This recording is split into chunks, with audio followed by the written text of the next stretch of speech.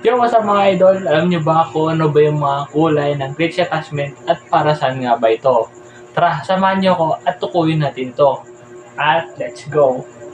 At yung una natin sa listahan is ang yellow glitch attachment. Para saan nga ba to at ano yung purpose ito?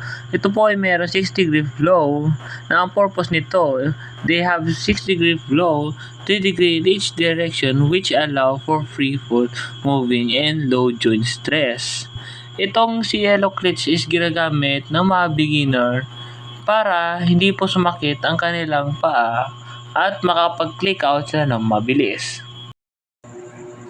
At ngayon, nalaman niyo na kung ano yung purpose ng yellow glitch attachment. Ngayon, tukuyin naman natin yung blue attachment at ano ba yung purpose nito. Tara!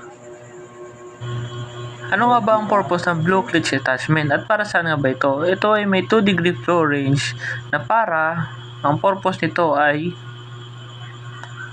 have 2 degree of flow range, 1 degree each direction, allow for a small range of movement while still deliver a high amount of pedaling efficiency.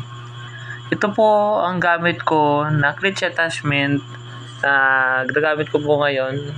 Ito po ang purpose ito ay para sa long ride at makamit pa yung mass energy or mapalabas pa yung energy na pwede mong i-deliver sa pagbibisikleta. Ayun naman yung para sa blue glitch attachment.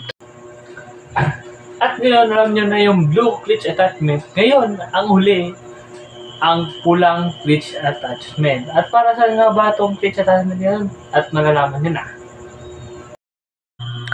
Para saan nga ba itong pulang glitch attachment? Ito lamang ay may 0-degree flow range na ginagamit para sa karera. Dahil ito ay may 100% na peak position para maging optimal for sprinting professional athlete.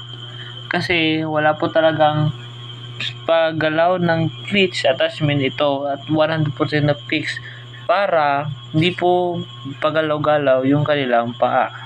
At ayun lang yung mga klase ng glitch attachment at iba't iba't kulay at iba't ibang purpose nun. Kaya sana may natutunan kayo. Kaya ito lang yung video. Ride safe.